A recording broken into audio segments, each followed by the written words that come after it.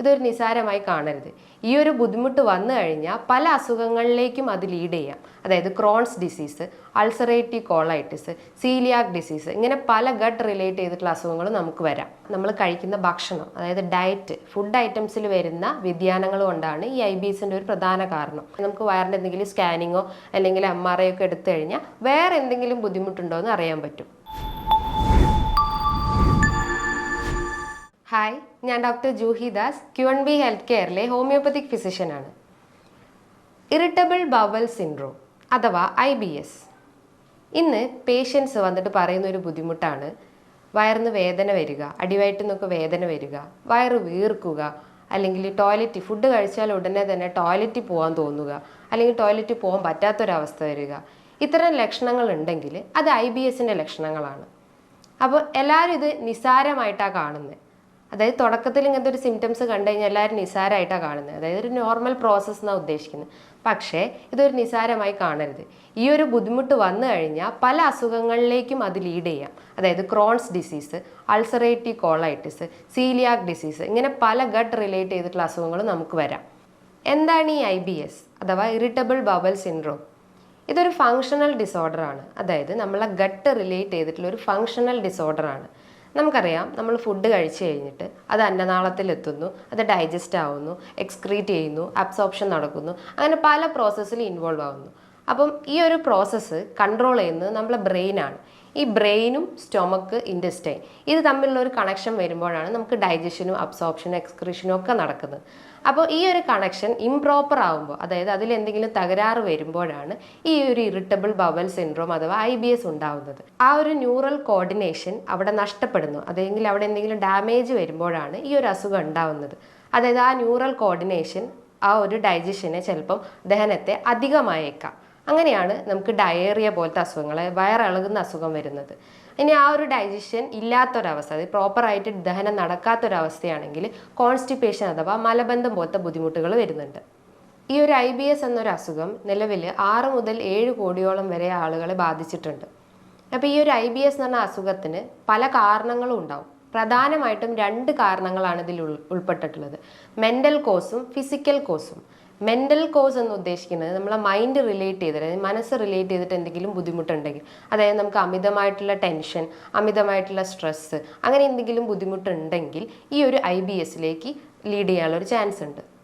ഞാൻ പറഞ്ഞു മെൻ്റൽ കോസാണ് ഇതിൻ്റെ ഒരു പ്രധാന ഫാക്ടർ എന്ന് പറഞ്ഞു. അപ്പം നമ്മളെ ബ്രെയിൻ കഴിഞ്ഞു കഴിഞ്ഞാൽ കുറേ നെർവ് ഫൈബേഴ്സ് ഉള്ള ഒരു അവയവമാണ് നമ്മളെ സ്റ്റൊമക്ക് അല്ലെങ്കിൽ ഗട്ട്. ഇതിൽ ഉൽപ്പാദിപ്പിക്കുന്ന ഒരു കെമിക്കലാണ്, അല്ലെങ്കിൽ കെമിക്കൽ പ്രൊഡക്റ്റാണ് സെറോട്ടോണിൻ എന്നൊരു മൂഡ് കൺട്രോൾ എന്ന് പറഞ്ഞ ഹോർമോൺ. അല്ലെങ്കിൽ ആ ഒരു കെമിക്കലാണ് നമ്മളെ മൂഡിനെ കൺട്രോൾ ചെയ്യുന്നത്. അപ്പോൾ നമുക്ക് ഗട്ട് റിലേറ്റ് ചെയ്തിട്ട് എന്തെങ്കിലും ബുദ്ധിമുട്ടുണ്ടെങ്കിൽ നമ്മളെ മൂഡ് ആകെ അൺസ്റ്റേബിൾ ആവും, അതായത് മൂഡ് സ്വിങ്സ് വരാം. അങ്ങനെയാണ് ഈ ഒരു സ്ട്രെസ് അല്ലെങ്കിൽ ഈ ഒരു കൺഫ്യൂഷൻ വരുന്നതും, അല്ലെങ്കിൽ ആ ഒരു കൺഫ്യൂഷൻ കൊണ്ടാണ്, അല്ലെങ്കിൽ ആ ഒരു സ്ട്രെസ് അല്ലെങ്കിൽ ടെൻഷൻ കൊണ്ടാണ് നമുക്ക് ഈ ഒരു ഡയേറിയ അല്ലെങ്കിൽ കോൺസ്റ്റിപ്പേഷൻ അല്ലെങ്കിൽ മലബന്ധം പോലത്തെ അസുഖങ്ങൾ വരുന്നത്. അപ്പോൾ നമ്മൾ ഈ ഒരു സ്ട്രെസ് അല്ലെങ്കിൽ ആ ഒരു ടെൻഷനെ കഴിവതും കൺട്രോൾ ചെയ്യാൻ നോക്കുക. അങ്ങനെയെങ്കിൽ നമ്മൾ ആ ഒരു ഗട്ടും അല്ലെങ്കിൽ ആ ഒരു മൈൻഡും കറക്റ്റ് കോർഡിനേഷൻ വരുള്ളൂ. നമ്മൾ ഈ ഒരു ഇൻറ്റസ്റ്റൈൻസിന് അല്ലെങ്കിൽ ഈ ഒരു അന്നനാളത്തിന്, ഈ ഒരു കുടലിനൊക്കെ ഒരു നോർമൽ മൂവ്മെൻറ്റ്, ഒരു പെരിസ്റ്റാൽറ്റിക് മൂവ്മെൻ്റ് ഉണ്ട്. അതായത് നമ്മൾ കഴിച്ച് ആ ഒരു ഫുഡ് ഡൈജസ്റ്റ് ചെയ്യുന്ന ആ ഒരു മൂവ്മെൻറ്റ്സ് ആണ് പെരിസ്റ്റാൽറ്റിക് മൂവ്മെൻറ്റ് എന്ന് പറയുക. അത് ഏകദേശം ഒരു 8 മുതൽ 9 സെക്കൻഡ്സ് വരെയാണ് ആ ഒരു ടൈം പീരീഡ് പറയുന്നത്.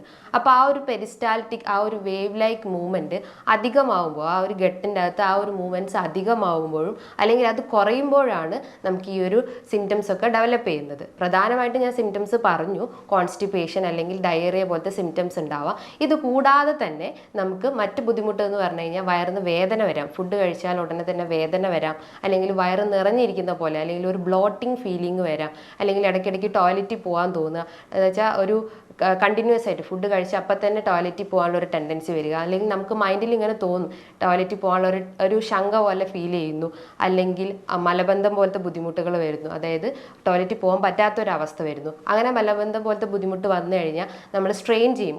ടോയ്ലറ്റിൽ പോകുമ്പോൾ കൂടുതലായിട്ട് സ്ട്രെയിൻ ചെയ്യുമ്പം നമുക്ക് ബ്ലീഡിങ് വരാം, അതായത് മലാശയത്തിന് ചുറ്റും ബ്ലീഡിങ് വരാം. അങ്ങനെ ഫിഷർ അല്ലെങ്കിൽ ഫിസ്റ്റുല അല്ലെങ്കിൽ ഹെമറോയിഡ് പോലത്തെ അസുഖങ്ങളിലേക്കും ലീഡ് ചെയ്യാം. ഇത്തരം ലക്ഷണങ്ങൾ നമ്മൾ കണ്ടു കഴിഞ്ഞാൽ സ്റ്റാർട്ടിങ്ങിൽ തന്നെ നമ്മൾ അതിനൊരു ട്രീറ്റ്മെൻറ്റ്, അതായത് ഡോക്ടറെ കൺസൾട്ട് ചെയ്തിട്ട് അതിന് പ്രോപ്പർ ട്രീറ്റ്മെൻറ്റും അതിനനുസരിച്ചുള്ള ഡയറ്റും നമ്മൾ ഫോളോ ചെയ്യണം. ഇനി ഫിസിക്കൽ കോസ് എന്ന് പറഞ്ഞു കഴിഞ്ഞാൽ നമ്മൾ കഴിക്കുന്ന ഭക്ഷണം, അതായത് ഡയറ്റ്, ഫുഡ് ഐറ്റംസിൽ വരുന്ന വ്യതിയാനങ്ങൾ കൊണ്ടാണ് ഈ IBSൻ്റെ ഒരു പ്രധാന കാരണം. ഡയറ്റ് എന്ന് ഉദ്ദേശിക്കുന്നത് പ്രോസസ്ഡ് ഫുഡ് അല്ലെങ്കിൽ junk food, spicy food items ഒക്കെ കൂടുതലായിട്ടും എടുക്കുക. അതായത് പിസ്സ, ബർഗർ, കൂൾ ഡ്രിങ്ക്സ്, അതായത് കൊക്കക്കോള, പെപ്സി, 7up, ഇത്തരം കൂൾ ഡ്രിങ്ക്സും അല്ലെങ്കിൽ ഇത്തരം ജങ്ക് ഫുഡൊക്കെ കൂടുതലായിട്ട് നമ്മൾ എടുക്കുകയാണെങ്കിൽ IBS വരാനുള്ള ഒരു ചാൻസ് ഉണ്ട്. പിന്നെ നമ്മൾ കൂടുതലായിട്ടും കോഫി അല്ലെങ്കിൽ ടീ ഒക്കെ കൂടുതലായിട്ട് എടുക്കുകയാണെങ്കിലും ഈ ഒരു IBS വരാനുള്ള ഒരു ചാൻസ് ഉണ്ട്. അതേപോലെ തന്നെ നമ്മൾ ഗ്ലൂട്ടൻ റിച്ച് ആയിട്ടുള്ള ഫുഡ് ഐറ്റംസ്, അതായത് ആട്ട, മൈദ, റവ, ഇതൊക്കെ ഗ്ലൂട്ടൻ റിച്ച് ആയിട്ടുള്ള, അതായത് ഗ്ലൂട്ടൻ എന്ന് പറഞ്ഞു കഴിഞ്ഞാൽ ഒരു പ്രോട്ടീനാണ്. അപ്പോൾ ഇത്തരം പ്രോട്ടീൻ റിച്ച് ആയിട്ടുള്ള ഫുഡ് ഐറ്റംസ് എടുക്കുകയാണെങ്കിലും IBS വരാനുള്ള ഒരു ടെൻഡൻസി ഉണ്ട്.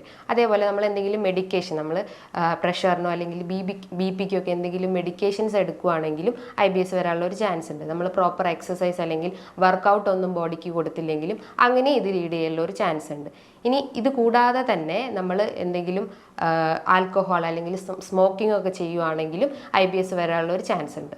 ഞാൻ നേരത്തെ പറഞ്ഞു, ഈ ഒരു IBS വന്നു കഴിഞ്ഞാൽ അതായത് നമ്മൾ പ്രോപ്പർ ട്രീറ്റ്മെൻറ്റ് എടുത്തിട്ടില്ലെങ്കിൽ, നിസാരമായി കണ്ടു കഴിഞ്ഞാൽ പല അസുഖങ്ങളിലേക്കും അത് ലീഡ് ചെയ്യാം. പ്രധാനമായിട്ടും Crohn's disease, ulcerative colitis, coeliac disease, സിബോ അതായത് സ്മോൾ ഇൻറ്റസ്റ്റൈൻ ബാക്ടീരിയൽ ഓവർഗ്രോത്ത്, അങ്ങനെ പല അസുഖങ്ങളിലേക്കും ലീഡ് ചെയ്യാം.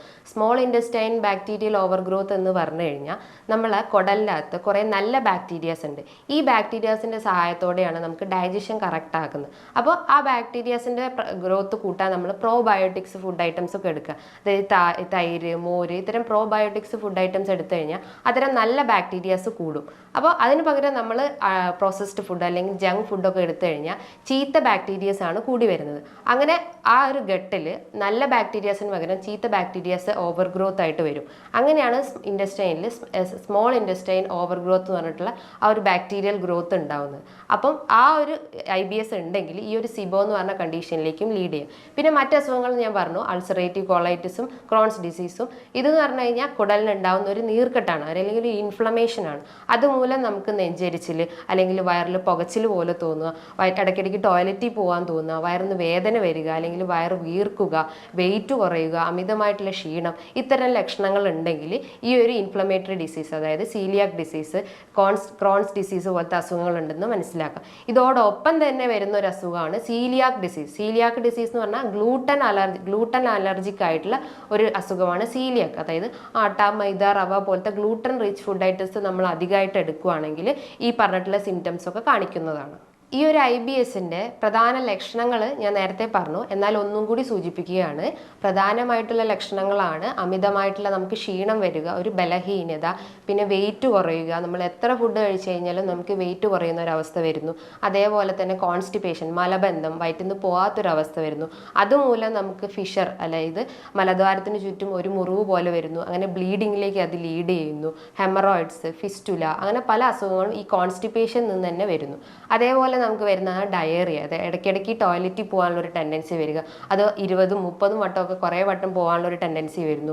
വയറിൽ നിന്ന് വേദന വരുന്നു. അതേപോലെ തന്നെ നമുക്ക് വയറ് വീർക്കുന്ന പോലെ തോന്നുന്നു. ഒരു കുറച്ച് ഫുഡ് കഴിച്ചാൽ തന്നെ വയറ് വീർക്കുന്ന പോലെ തോന്നുന്നു. അല്ലെങ്കിൽ ഒരു വയറ് ഫുൾനെസ് അല്ലെങ്കിൽ ഗ്യാസ് കയറിയ ഒരു അവസ്ഥ വരുന്നു. ഇത്തരം ലക്ഷണങ്ങൾ ഉണ്ടെങ്കിൽ ഇതൊരു IBSൻ്റെ ലക്ഷണമാണെന്ന് നമുക്ക് മനസ്സിലാക്കാം. അപ്പോൾ ഇത്തരം ലക്ഷണങ്ങൾ ഉണ്ടെങ്കിൽ നമ്മൾ ഒരിക്കലും ഇത് നിസ്സാരമായി കാണരുത്. എത്രയും പെട്ടെന്ന് തന്നെ ഒരു ഡോക്ടറെ കാണിക്കണം. എന്നിട്ട് അതിനനുസരിച്ചുള്ള മെഡിസിൻസ് എടുക്കണം. അതേപോലെ ഈ IBS ചില ഫുഡ് അലർജിക്ക്, അതായത് എന്തെങ്കിലും ഫുഡിനോട് അലർജി ഉള്ള ആളുകൾക്കും IBS വരാം.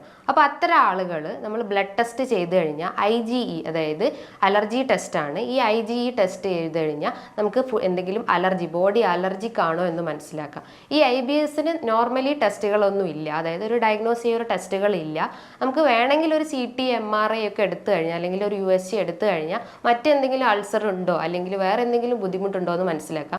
യൂഷ്വലി ഈ ഒരു IBSന് നമുക്ക് ബ്ലഡ് ടെസ്റ്റോ അല്ലെങ്കിൽ മറ്റ് സ്കാനിങ്ങോ ഒന്നും ചെയ്യേണ്ട ആവശ്യമില്ല. കാരണം അതിലൂടെ ഒന്നും നമുക്ക് മനസ്സിലാക്കാൻ സാധിക്കുന്നതല്ല. ബിക്കോസ് ഇതൊരു മൈൻഡ് റിലേറ്റ് ചെയ്തിട്ടുള്ള, അതായത് മെയിൻ കോസ് ഞാൻ നേരത്തെ പറഞ്ഞു ഒരു മെൻ്റൽ കോസ് ആണെന്ന് പറഞ്ഞു. 80% നമ്മളെ മൈൻഡ് റിലേറ്റ് ചെയ്തിട്ടുള്ള ബുദ്ധിമുട്ടാണ് ഇത് വന്നിട്ടുള്ളത്. അപ്പോൾ അതുകൊണ്ടാണ് ഈ ഒരു IBS വരുന്നത്. അപ്പം ഈ ഒരു ടെസ്റ്റിലൂടെ ഒന്നും നമുക്ക് അതിൻ്റെ ഒരു എന്താണ് അതിൻ്റെ ഇൻറ്റൻസിറ്റി എന്താണെന്ന് മനസ്സിലാക്കാൻ സാധിക്കില്ല. ഒരു ടെസ്റ്റ് ചെയ്ത് കഴിഞ്ഞാൽ മറ്റെന്തെങ്കിലും അൾസറോ അല്ലെങ്കിൽ വേറെ എന്തെങ്കിലും ഫിഷറോ അല്ലെങ്കിൽ വേറെ എന്തെങ്കിലും പോളിപ്പോ അങ്ങനെ എന്തെങ്കിലും ബുദ്ധിമുട്ടുണ്ടെങ്കിൽ ആ ഒരു ടെസ്റ്റിലൂടെ അങ്ങനെ മനസ്സിലാക്കാൻ പറ്റും. അതായത് നമുക്ക് വയറിൻ്റെ എന്തെങ്കിലും സ്കാനിങ്ങോ അല്ലെങ്കിൽ MRI ഒക്കെ എടുത്തു കഴിഞ്ഞാൽ വേറെ എന്തെങ്കിലും ബുദ്ധിമുട്ടുണ്ടോ എന്ന് അറിയാൻ പറ്റും.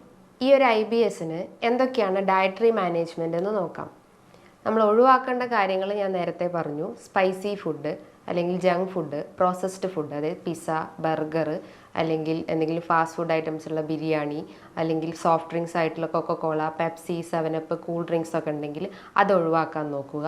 അതേപോലെ തന്നെ നമ്മൾ ഓവർ മസാലാസ് ചേർക്കുന്ന ഫുഡ്സ് ഉണ്ടെങ്കിൽ അത് ഒഴിവാക്കിയിട്ട് മസാലയൊക്കെ കുറച്ചിട്ട് നോർമൽ രീതിയിൽ കുക്ക് ചെയ്ത് കൊണ്ടുവരാൻ നോക്കുക.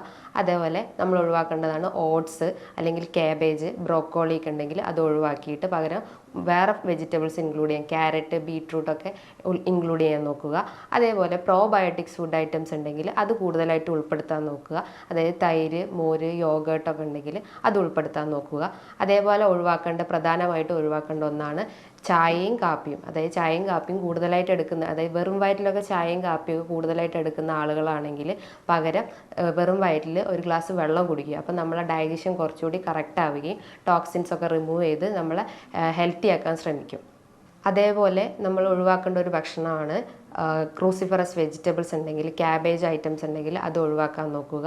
അതേപോലെ ഗ്ലൂട്ടൺ റിച്ച് ആയിട്ടുള്ള ആട്ട, മൈദ, റവ അല്ലെങ്കിൽ മറ്റ് വീറ്റ് ഐറ്റംസ് ഒക്കെ ഉണ്ടെങ്കിൽ, ബ്രെഡ് അതൊക്കെ ഉണ്ടെങ്കിൽ ഒഴിവാക്കാൻ നോക്കുക. പകരം നമ്മൾ പ്രോട്ടീൻ റിച്ച് ആയിട്ടുള്ള ഫുഡ് ഐറ്റംസ് എടുക്കുക. നിങ്ങൾ ഫിഷ് നന്നായി കഴിക്കുക. ഫിഷിൻ്റെ അകത്ത് കൂടുതലായിട്ട് omega-3 ഫാറ്റി ആസിഡ്സ് ഉണ്ട്. അതേപോലെ ചിക്കൻ്റെ അകത്ത് ഒഴിവാക്കേണ്ടതാണ് red meat, pork, beef, mutton അതൊക്കെ ഉണ്ടെങ്കിൽ ഒഴിവാക്കാൻ നോക്കുക. അതേപോലെ തന്നെ 2-3 കോഴിമുട്ട കഴിക്കുന്നതുകൊണ്ടും കുഴപ്പമില്ല. അതൊരു പ്രോട്ടീൻ റിച്ച് ആയിട്ടുള്ള ഫുഡാണ്. അത് ഡെയിലി കഴിക്കുന്നതുകൊണ്ടും കുഴപ്പമൊന്നുമില്ല. ഇതൊക്കെയാണ് ഡയറ്ററി പാറ്റേൺസ്.